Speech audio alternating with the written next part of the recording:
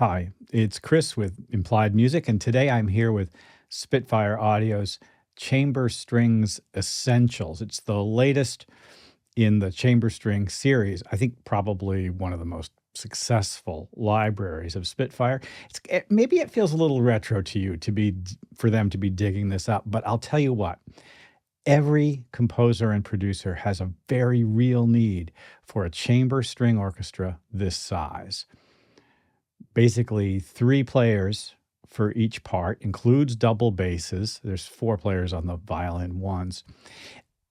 It's not a small library despite its essentials label. It downloads at 28 gigabytes and there's 58 articulations. Well, I could go on and on about it, but my question to myself when I get my hands on a library like this, and thanks to Spitfire for sending it to me for evaluation, is can I write some music? And I'll tell you what, sometimes bread and butter is just what you need.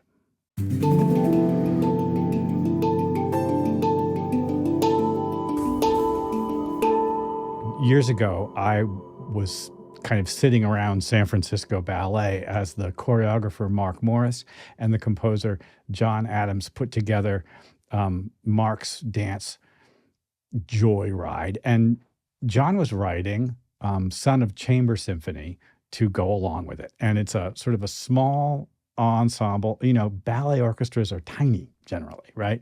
You do have winds and horns and percussion, but the string size is quite small. And it was just fascinating to me what Adams was able to do with that small orchestra, just one bass in that case. Now, here's the thing. I'm a giant fan of Nixon in China, and the Chairman Dances is one of my favorite pieces of kind of like, I don't know, post-classical, is it post-minimalism almost, composing. And it's influenced me a lot. Listen to this piece that I composed using just Spitfire chamber strings. I really leveraged all the sounds. We've got legatos, spiccatos, pizzas, we've got false harmonics, and I used all of the instruments, cello, bass, viola, violins 1 and 2. It's about 2 minutes long. If you want to skip over it, we'll come back to it. We'll look at the GUI and talk about it. But let's just run it and we'll come back and talk about it.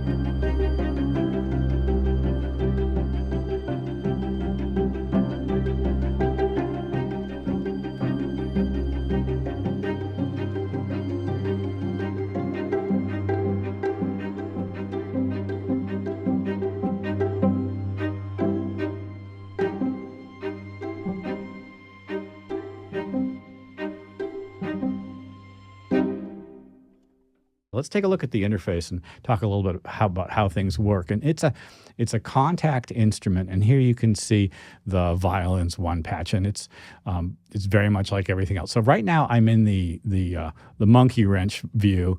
Let's hop back to the just sort of easy mix view. And probably the most important thing that you'll want to notice is the articulations at the bottom. And we've got 1, 2, 3, 4, 5, 6, 7, 8, 9 articulations for each of them. Paul on the Spitfire site does a very good job of going through every articulation, letting us hear everything. But it's just what you'd expect. A great legato. I'm very happy with this legato sound. Getting a good legato that can also play fast is terrific for me. I'm just performing on that, and I feel like I can connect with the sound. Also just longs for when you need double stops. We've got a spiccato, which is a very short,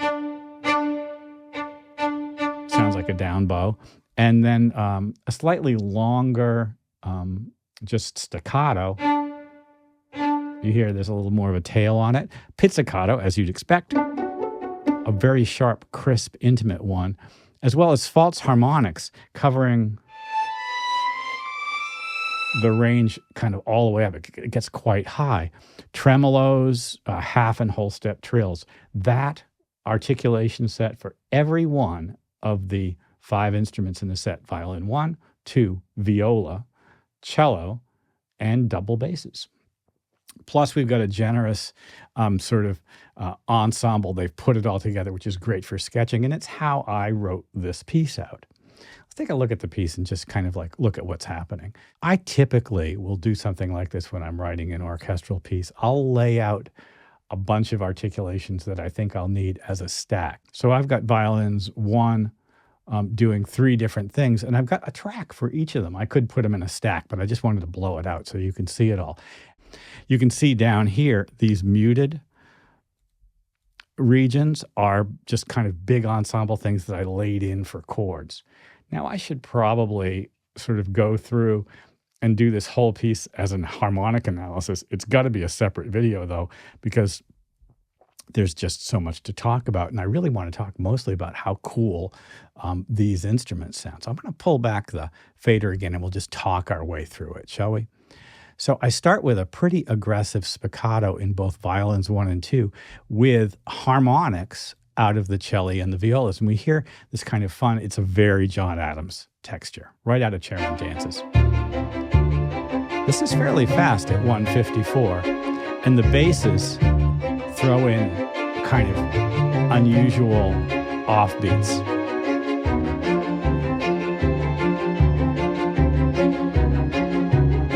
When you have different articulations in your strings like this, you can get a very expressive texture. Here we're going to go to long lines. Everybody's legato now. It's breathing. Now the legatos work really, really well. And not only is it controlled sort of expression-wise, I'm changing the speed of the vibrato with a slider. I have kind of a couple, 3 sliders going at once.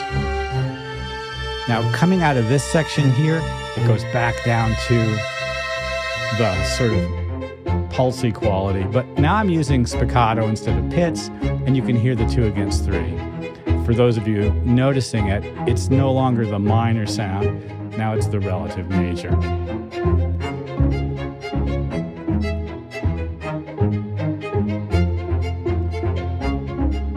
Now, it's all rhythmic, and I feel like this ensemble just sort of gives me those fast runs. So hard to like get them sounding good. I was able to perform them at this speed. And now we're back to all pizzas with harmonics at the top and bottom. And it's a spooky and beautiful propulsive sound.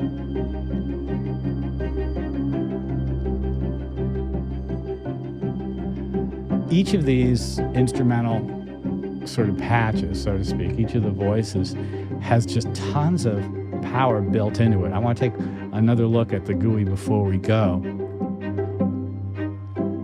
I'll say this too, just in terms of creating something like this, don't be afraid to use tempo changes and metrical modulation to create something interesting. I used a lot of tempo changes in what you just heard, although we don't really hear them as such. Let's go back to the GUI of the Violins 1. So as you can see here, we've got controls, dynamics, vibrato, speed, and expression, all of which can be CC'd and probably should be to sliders, vibrato, depth, dynamics. I work those at the same time when I'm doing legato lines.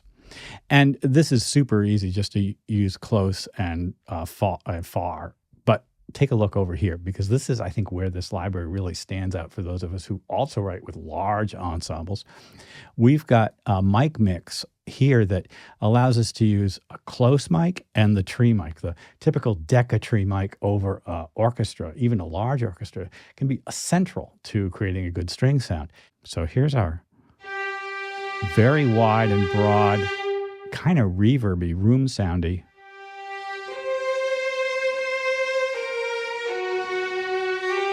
It's very dramatic and would actually blend with the BBC Symphony Orchestra beautifully. Now, I'm just going to go ahead and take that all the way out and bring back the close mic just by itself. Now, check out the sound, same thing.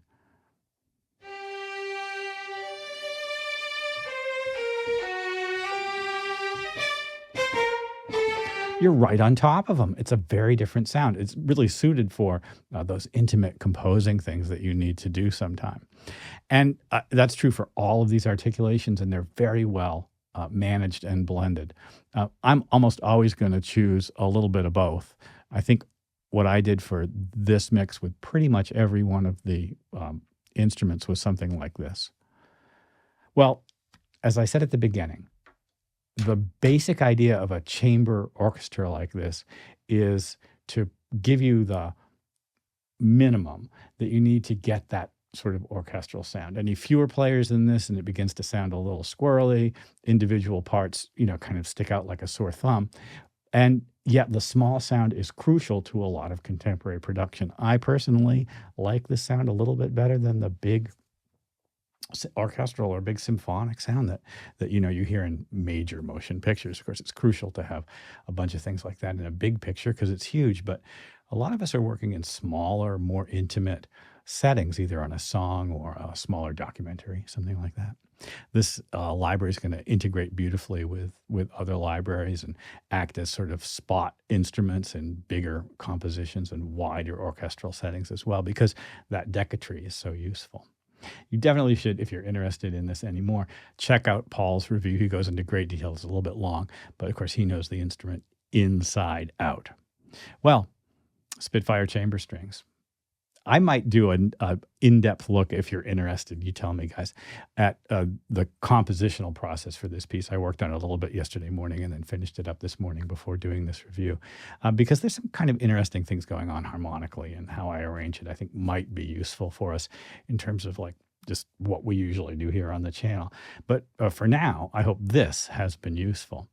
Well, subscribe to the channel. I love what's going on here right now, and I will see you next time.